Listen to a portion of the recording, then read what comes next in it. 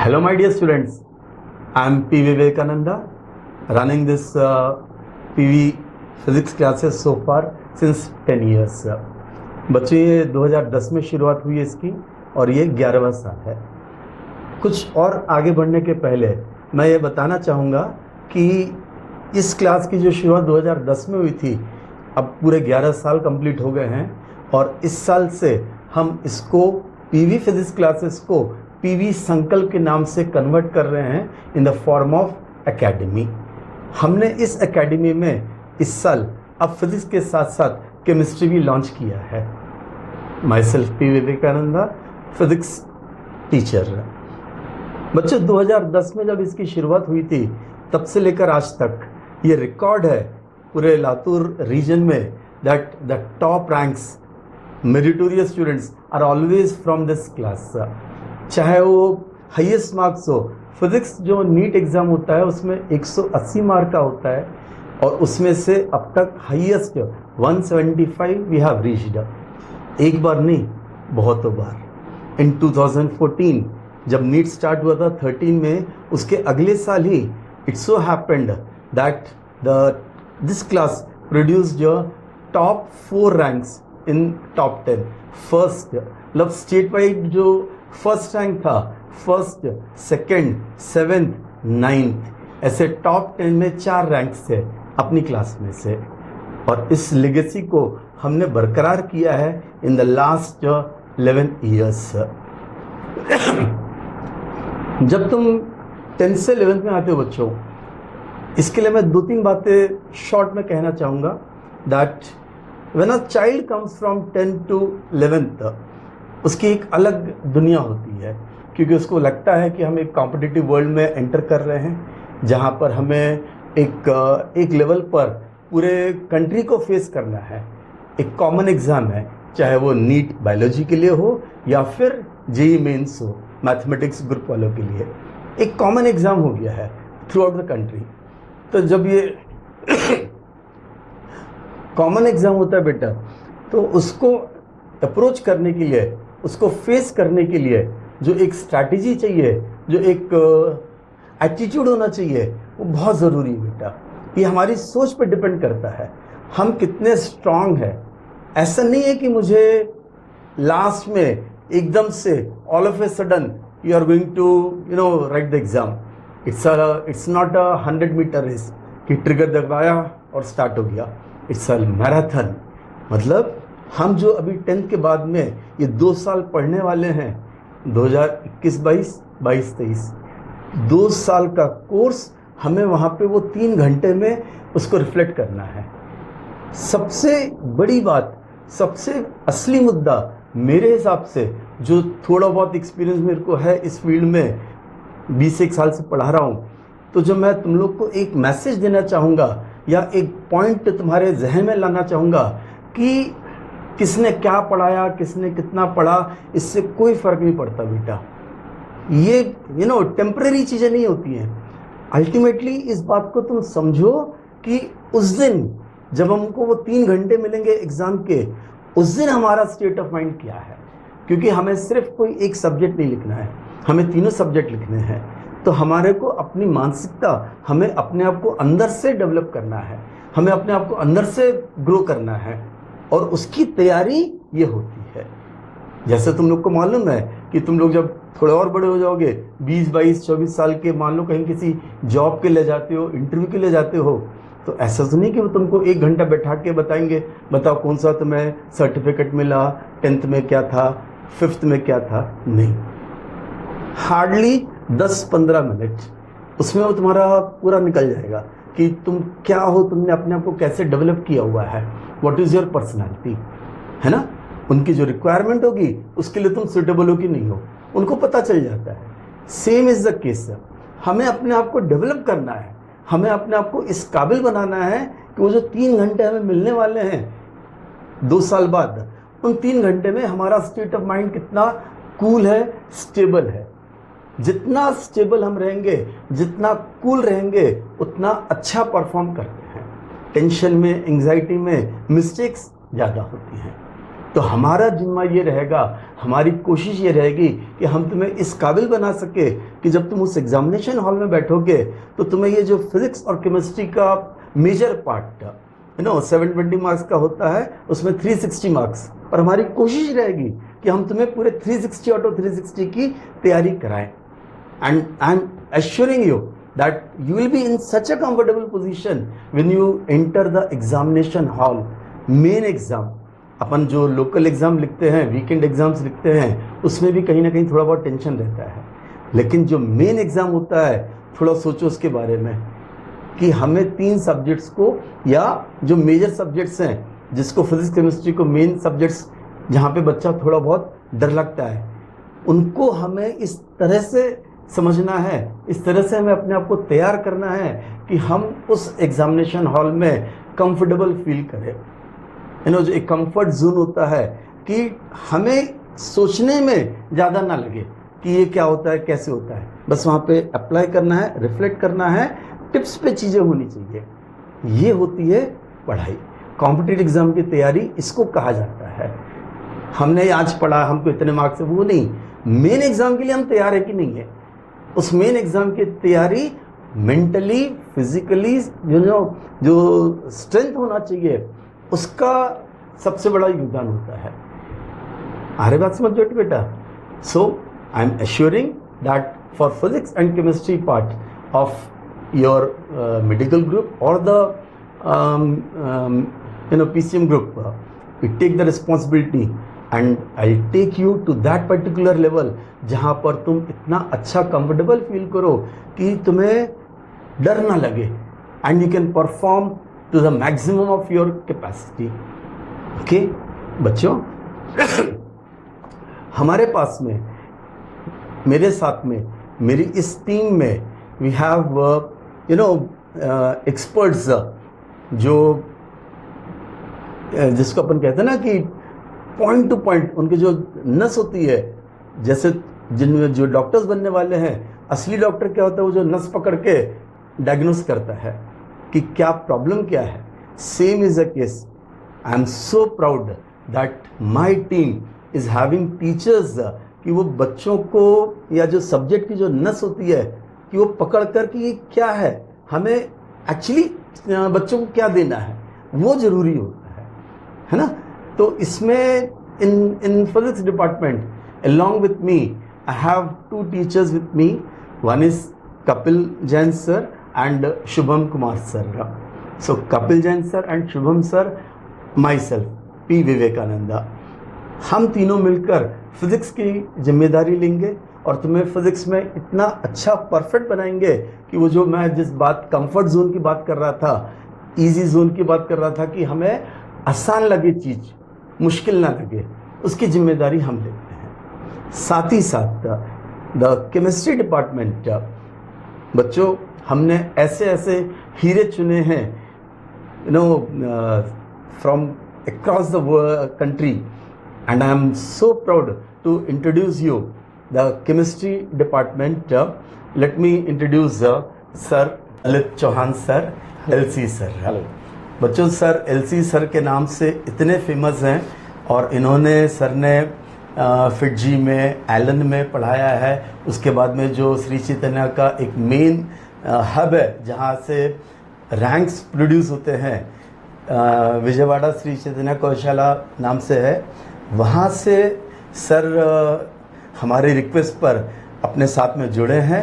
सबसे पहले तो मैं सर का वेलकम करता हूँ. Please welcome sir. एंड बच्चों, ये बहुत बड़ी बात है अपने लिए कि ललित चौहान सर जैसे टीचर आज अपने साथ में जुड़े हैं.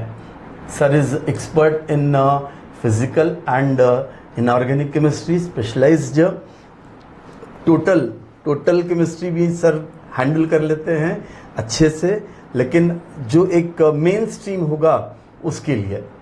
साथ ही साथ में ललित चौहान सर के साथ में वी हैव अनदर टीचर जो 2-4 दिन में और अपने पास में आ जाएंगे. अभी हैं सर साथ में.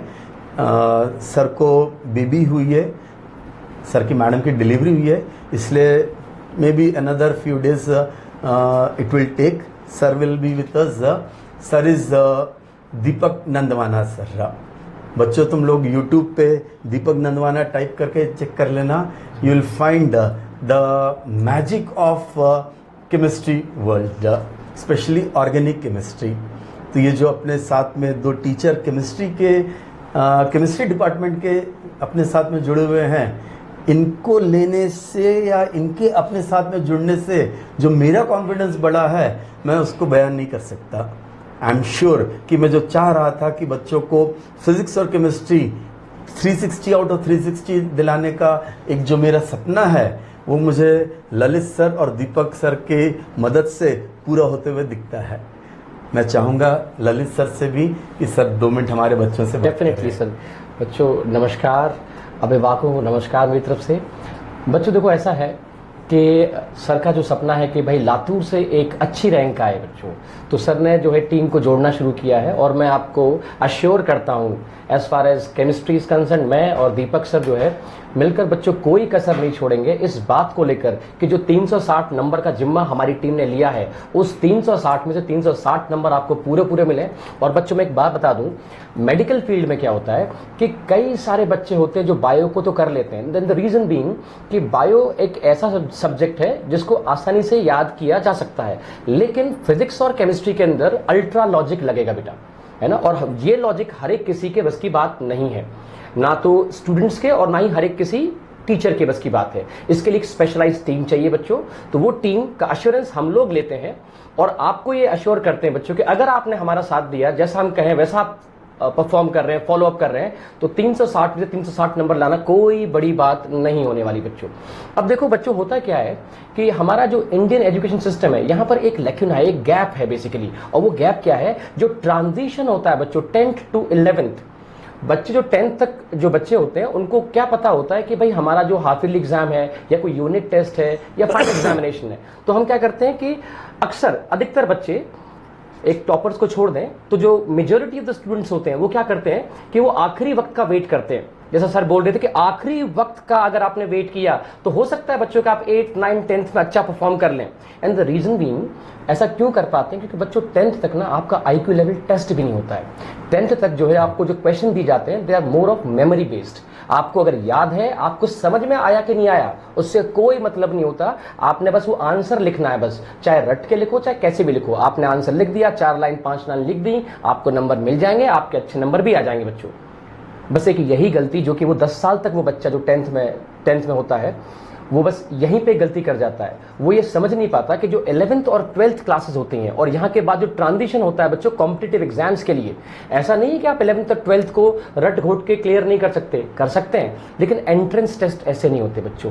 नेशनल लेवल बच्चों आपको आपका IQ लेवल बढ़ाना पड़ेगा बच्चों, और उसके कुछ तरीके होते हैं। देखो मैं बताता हूँ बच्चों आपको, जैसे कि हमारे देश में कई बड़े बड़े एग्जाम्स होते हैं।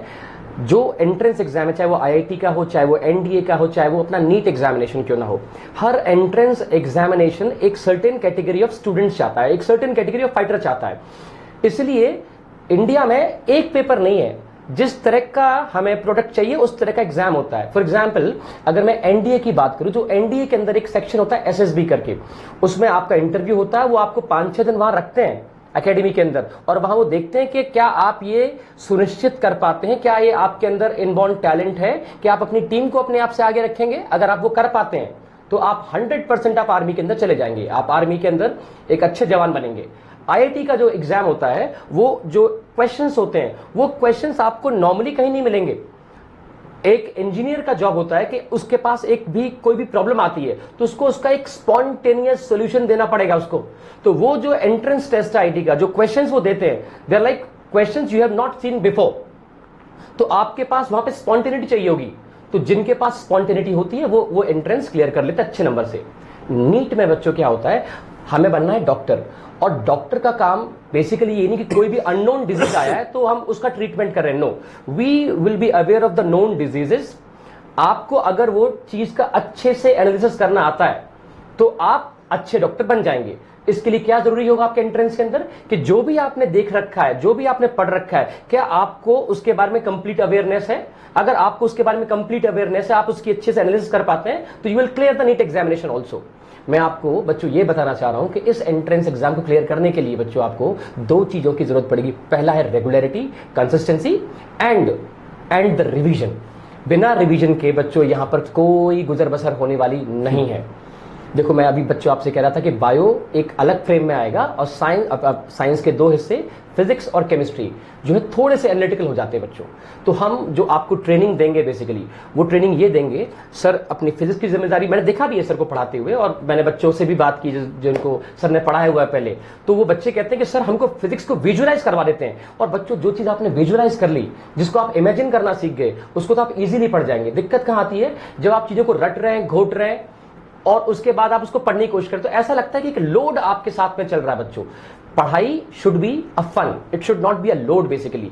तो यही जिम्मेदारी जो सर ने फिजिक्स में ली हुई है, ये जिम्मेदारी हम काफी वर्षों से बच्चों केमिस्ट्री में लेकर चलते आ रहे हैं। हम जो बच्चे 10th में हैं, जो कहते हैं, इनको शिकायत होती है कि शायद हमें केमिस्ट्री उतना समझ में नहीं आ रहा है, मे बी फिजिक्स में हमें थोड़ी दिक्कत होती है, उसका एक रीजन है बच्चों, आपकी कॉन्सेप्चुअल क्लैरिटी थोड़ी सी वहां पर एक लैक है बच्चों, उसको हमको अपडेट करना पड़ेगा। तो हम लोग आपको साइंस कुछ इस तरह पढ़ाएंगे जहां पर कि आप साइंस के कॉन्सेप्ट्स को विजुअलाइज कर पाएं, भले ही वो एटम क्यों ना हो, चाहे वो कोई कॉन्सेंट्रेशन टर्म क्यों ना हो, भले ही वो एक्सेलरेशन क्यों ना हो, कुछ भी क्यों ना हो, वो आपको विजुअलाइज कराया जाएगा। एक बार आपने विजुअलाइज कर लिया बच्चों, फिर उस पर बेस्ड प्रॉब्लम्स को सॉल्व करना कोई बड़ी बात नहीं है। मैं आपको बच्चों एक बात बताना चाहता हूं, there is nothing like tough or easy, it's all about concepts and science. अगर आप कॉन्सेप्ट्स को कमांड कर लेंगे बच्चों तो आप इस एग्जाम के अंदर बहुत अच्छा परफॉर्म करेंगे। दूसरी बात मैं आपको बताता हूं, the importance of chemistry. Physics तो आपको सर बताएंगे। देखो बच्चों क्या होता है कि मैं पहले बोल रहा हूं कि जो बच्चा मेडिकल फील्ड में आता है वो बायो तो करता ही करता है, लेकिन यहां से आपको अगर आगे निकलना है, आपने कॉम्पिटिटर्स को पीछे छोड़ना है, तो आपको फिजिक्स और केमिस्ट्री बहुत अच्छे से करना पड़ेगा। जो बच्चे फिजिक्स और केमिस्ट्री बहुत अच्छे से नहीं कर पाते बच्चों, उनके नंबर उतने अच्छे नहीं आते, उनके पास उतनी अच्छी रैंक नहीं आती, उस हिसाब से उनको मेडिकल कॉलेज नहीं मिल पाता, उस हिसाब से उनको ब्रांच भी नहीं मिल पाती बच्चों। तो अगर आप चाहते हैं आपको मनपसंद ब्रांच मिले, मनपसंद आपका मेडिकल कॉलेज मिले, तो आपके लिए जरूरी हो जाता है बच्चों कि आप फिजिक्स और केमिस्ट्री को उतना ही इंपॉर्टेंस दें बच्चों। आपने 3 सब्जेक्ट आपने पढ़ने हैं, बायो, फिजिक्स, केमिस्ट्री। आप इन तीनों में से किसी एक को नजरअंदाज नहीं कर सकते, ये तो हमारे पास अफोर्डेबिलिटी नहीं है। कंपटीशन इतना ज्यादा है बच्चों, ऐसा भी नहीं है कि बेटा 720 नंबर का पेपर होता है कि आपने 400 नंबर लिया है, 450 नंबर लिया, आपको कुछ भी मिल जाएगा, नहीं बच्चों। कंपटीशन थोड़ा जटिल हो चुका है, थोड़ा सा अपडेट हो चुका है बच्चों। तो आपको हर सब्जेक्ट पे इक्वल कमांड करनी है बच्चों। And the good news at PV Sankalp is that we as a team will take in charge of 360 marks. अगर हम जो कहें आपसे, अगर आप वो करने के लिए तैयार हैं, आप रिवीजन कर रहे हैं, आप प्रैक्टिस कर रहे हैं, सारी डीपीपीज आपको मिलेंगी, आप वो डीपीपीज कर रहे हैं, रिवीजन प्रॉपर कर रहे हैं, प्रैक्टिस ऑफ क्वेश्चंस कर रहे हैं, आपके बच्चों 360 में से 360 नंबर आ जाएंगे, इसकी गारंटी हम लेते हैं बच्चों। बस आपको जो इंस्ट्रक्शंस मिले टाइम पर बच्चों, प्लीज आप वो फॉलो करिएगा, और मैं समझता हूं कि हम एक अच्छा रिजल्ट्स यहां से देंगे, इस एकेडमी से अच्छे रिजल्ट्स निकलेंगे बेसिकली। और बच्चों रिजल्ट्स से मैं आपको एक बोलना चाहता हूं कि हमें केवल सिलेक्शन नहीं चाहिए, we as a team we don't want that कि हाँ भाई हमारे बच्चे के 500 नंबर आ गए, 550 नंबर आ गए, बच्चों रैंक चाहिए बच्चों, उससे कॉम्प्रोमाइज नहीं करना है। और बच्चों आपसे एक छोटी सी एक डिमांड हम करेंगे बच्चों, आप जो कहेंगे हम वो करेंगे, बस आपको इतना बोलना है कि सर आप जो कह रहे हैं हम वो कर रहे हैं। हम आपको बताते हैं बच्चों कि आप एम्स क्लियर कर सकते हैं, और हमें छोटा मोटा एम्स नहीं चाहिए, हमें तो एम्स दिल्ली ही चाहिए बच्चों। वो इसलिए बोल रहा हूं कि सर जो है कि हमने और दीपक सर ने और हम सब अगर मिल जाते हैं, क्योंकि हम लोग ऑलरेडी बच्चों रैंक प्रोड्यूस करते हुए आ रहे हैं। मैंने इस साल जो है 58 स्टूडेंट्स अभी जहाँ पे प्रीवियसली थे वहाँ पे सर ने जहाँ पढ़ाया है उस एक ब्रांच से, मैं पूरे उसकी नहीं बात कर रहा, सिर्फ एक ब्रांच, एक यूनिट से 58 स्टूडेंट्स एम्स को लगे। बेटा सोचो। और आप देखिए कि जो मेरी और दीपक सर की जो टीम है बेसिकली, इन हम लोगों ने इन द प्रीवियस 5 और 6 ईयर्स की अगर बात करूं, मैं ज्यादा बड़ी बात ही नहीं कर रहा हूं, आप जाके नेट पे चेक कर लो, आप कहीं भी चेक कर लो, we as a team has produced I mean at least 3 ranks in top 10 in last year also. तो आप इस बात की तो आप चिंता नहीं करनी कि सर के आप बातें ऐसे ही कर रहे हो कि रिजल्ट्स नहीं है। Yes, results are there. अगर आप लोग कहेंगे तो आपके पास हम रिटन डॉक्यूमेंट्स तक भिजवा देंगे, आपके पास प्रूफ भिजवा देंगे, है ना, वो आप चिंता ना करें। बस आपको इतना करना है कि आपको बिलीव करना है, फेथ करना है और जमकर मेहनत करनी है बच्चों। और वो मेंटालिटी कि यार आखिर में पढ़ लेंगे, वो नहीं करना है बच्चों। ये 2 साल का सतत अध्ययन होने वाला है, रेगुलरिटी, कंसिस्टेंसी और revision of practice of questions, है ना। अगर आप ये 2-3 चीजें कर लेते हैं, आपको रैंक लेने से कोई नहीं रोक सकता बच्चों। और मैं बता दूं, हम तो बहुत खुश होंगे, लातूर की जन्म जो भूमि है ये तो धन्य हो जाएगी बच्चों कि अगर यहां से ऐसे डॉक्टर्स निकलने वाले हैं जो इस पूरे देश को ट्रीट करने वाले हैं बच्चों। मैं आपको बता दूं, आपके ऊपर छोटी मोटी जिम्मेदारी नहीं होती बच्चों। आप इस कोविड टाइम में देख भी रहे हैं बच्चों, त्राहिमाम हो रखा है बच्चों, त्राहिमाम हो रखा है। यूएस, यूके, फ्रांस सब ने बोल रखा है कि हमारे पास अभी सेकेंड वेव चल रही है। हम लोग, उन लोगों के पास तो इंफ्रास्ट्रक्चर भी है, हमारे पास शायद उतना अच्छा इंफ्रास्ट्रक्चर नहीं है। पर मैं यूएस को, यूके को इस कैमरे के माध्यम से बोलना चाहता हूं, अपने इस इंस्टीट्यूट के माध्यम से बोलना चाहता हूं, हो सकता है हमारे पास इंफ्रास्ट्रक्चर ना हो, पर मेरे पास वॉरियर्स हैं बच्चों तुम जैसे। और ऐसे वॉरियर्स तो हिंदुस्तान तो छोड़िए, ये कहीं नहीं है बच्चों। अगर आप लोग कमर कस लें बच्चों, इंडिया नीड्स गुड डॉक्टर्स। और किसी ने कहा है कि भगवान हर जगह नहीं पहुंच सकते, इसलिए डॉक्टर्स भेज रखे हैं उन्होंने, और वो आप हैं बच्चों। आपके पास, और केवल आपके पास, वो इंजीनियर के पास नहीं होगा, ये एनडीए कैडेट के पास नहीं होने वाला कि ये केवल तमगा जो मिलने वाला है आपको, जो आपको एक उपाधि मिलने वाली है, second God on the earth. आप बच्चों पूरे हिंदुस्तान को, वर्ल्ड को जन्म तो नहीं दे सकते, वो तो खैर पैदा करने वाला तो ऊपर वाला ही है, लेकिन इनको दूसरा जन्म देना, वो काम आपका रहेगा बच्चों। ये आसान नहीं होता बच्चों, ये जिम्मेदारी काबिल कंधों पे होना चाहिए, और ये काबिल कंधे आपके अंदर है, ये मैं जानता हूं बच्चों। ये आपको भी बिलीव करना पड़ेगा, ठीक है। तो छोटी मोटी राहों में मुश्किल आएंगी बच्चों, पर आप याद रखिए, आपको इस देश के जितने भी सिटीजन्स हैं उन सबकी हेल्थ की जिम्मेदारी आप लोगों को लेनी है। छोटी जिम्मेदारी नहीं है बच्चों, हिंदुस्तान में पैदा हुए हैं आप, ठीक है, छोटे मोटे देश में पैदा नहीं हुए हैं। And we need, yes obviously, best of the doctors, which I believe you are one of them. So keep joining us and keep watching us, keep following us बच्चों। We are on a track where we want to produce some outstanding results and we want you to be the part of that glorious journey बच्चों। Sir आगे बोलिए sir आप। बच्चों, अब मैं और ज़्यादा टाइम ना लेते हुए तुम लोग को शॉर्ट में अपना इस प्रोग्राम के बारे में बताना चाहूँगा। बाकी तो चीज़ें जैसे जैसे वक्त निकलेगा तुम लोग हमको समझोगे, हम तुमको समझेंगे।